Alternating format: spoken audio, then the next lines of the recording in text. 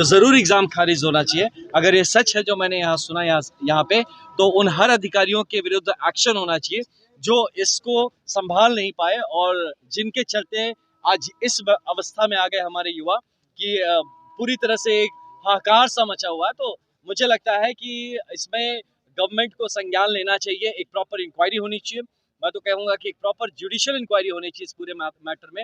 हर आदमी जो दोषी है उसको सजा मिलना चाहिए, ये एग्जाम रद्द होना चाहिए और एक ऐसी व्यवस्था खड़ी करनी चाहिए कि आने वाले दिनों में कोई भी ऐसा सरकार द्वारा पब्लिक एग्जाम जो होता है वो ऐसी हालत उसकी ना हो जो हर बार बिहार इसके लिए बदनाम हो चुका कि एक छोटा एग्जाम हम नहीं कंडक्ट करा पा रहे। It's shame on us.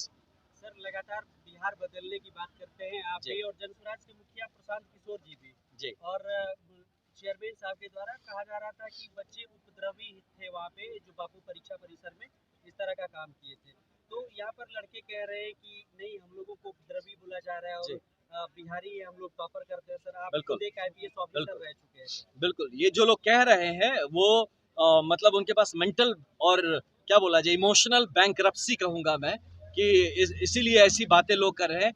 अपना काम कर लेते अगर ये सारे लोग जो ऐसी बातें करते हैं अपना काम कर लेते, एक बेहतर से एग्जाम कंडक्ट करवा लेते, इन बच्चों पे अपना लाठी चलाना पड़े, मतलब खत्म है वो व्यवस्था कि अपने बच्चों पे लाठी चला के आपको कंट्रोल करना पड़े, अपने युवाओं युवतियों पे लाठी चलाना पड़े। इससे खराब और इससे कुव्यवस्था और कुशासन का दूसरा एग्जाम्पल नहीं हो सकता। सर इससे पहले जब आप असम में पोस्टिंग थी तो क्या इस तरह की बिहार वाली चीजें जो अभी देख रहे हैं क्या इस तरह की चीजें वहाँ कभी देखने को मिलेगी? नहीं, इस तरह से नहीं कि आप एग्जाम कंडक्ट कराइए पेपर लीक होना ही है। आप परीक्षा करवाइए स्टूडेंट्स रास्ते पे कभी इस तरह से गंदा नहीं देखा। एक आध बार छोटे मोटे इश्यूज हुए लेकिन उसके लिए सरकार ने इतने कड़े कदम उठाए, even SPs were arrested and sent to jail. आप क्या बताऊं आपको, पर्सनल जिम्मेदारी फिक्स करी जाती है डीएम और एसपी पे अगर इस तरह का कोई गलत होता है। वहाँ पे कुछ भी इस तरह का गड़बड़ नहीं देखता हूँ मैं। मजिस्ट्रेट का सर एक बहुत बड़ा पद होता है और डीएम साहब ने थप्पड़ चलाया था सर, वो वीडियो बकायदा आपने भी देखा होगा। यही आप सबको सीखने की जरूरत है कि जब आप बन जाए तो आप ऐसा कुछ ना करें,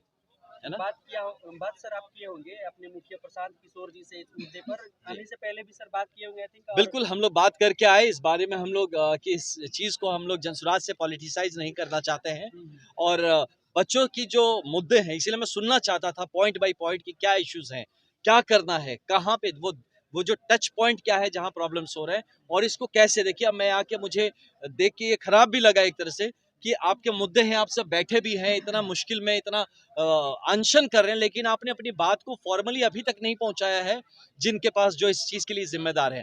तो मैंने रिक्वेस्ट भी इसीलिए किया और सबसे कि आप इस चीज को डॉक्यूमेंट करें, हम जाके जमा करते हैं उस जगह पे।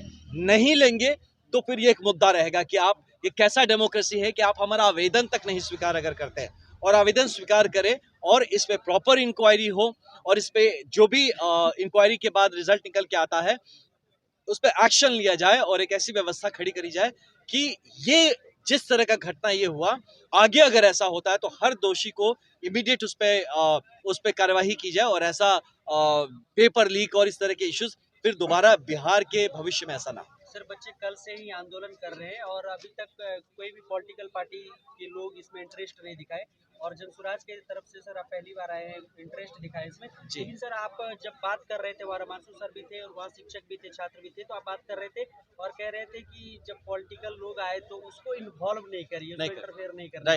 नहीं देखिए, इन्वॉल्व मतलब अगर आपका सच में आपके लिए कोई मदद कर सकता है, यहाँ तो सारी पार्टी तो सरकार में ही बैठी है, यहाँ तो सरकार में बैठी है या सरकार में थी, है ना। तो ये दोनों लोग मिलके क्या कर रहे हैं इतने सालों से, जो बार बार जो सरकार में रहता है वही पेपर लीक करवा दे रहा है ना। तो आप उनसे क्या आशा करेंगे, क्या उम्मीद रख सकते हैं। तो इसीलिए मैं कह रहा हूं कि इस बात का पॉलिटिसाइजेशन नहीं होना चाहिए।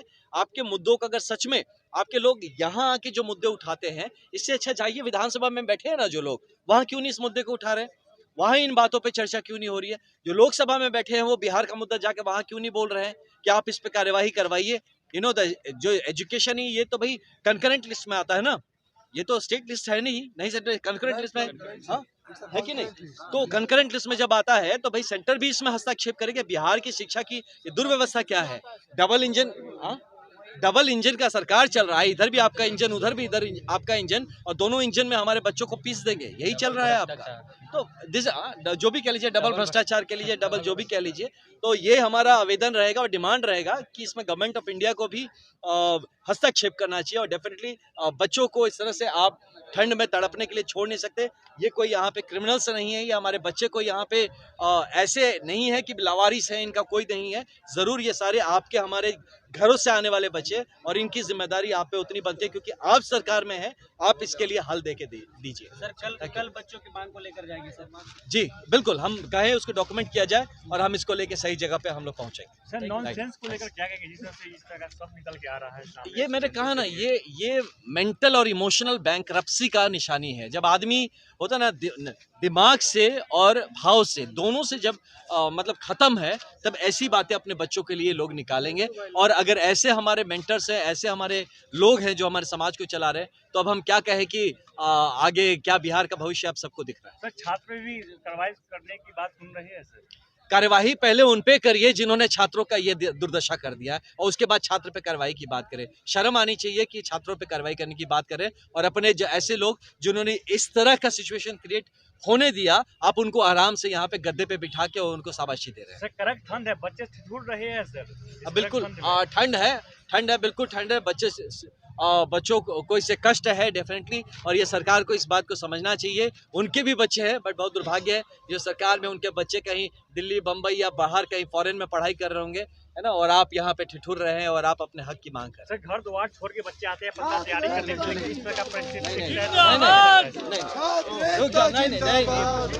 नहीं, ये सब चले। क्या कह रहे थे भैया? सर छात्र घर द्वार छोड़ के आते हैं पढ़ना तैयारी करने के लिए, लेकिन यहाँ हमेशा की तरह इस साल भी देखा गया सर, परीक्षा से पहले या दौरान परीक्षा के समय प्रदर्शन और परीक्षा के बाद सत्याग्रह पर बैठे हैं छात्र। ऐसा कब तक बिहार में चलता रहेगा सर? आप एक ऑफिसर रह चुके हैं। जब तक इस तरह के लोग रहेंगे सरकार में जो संवेदनहीन है आपको लेके और बिहार को लेके, तब तक हम इसमें फंसे रहेंगे।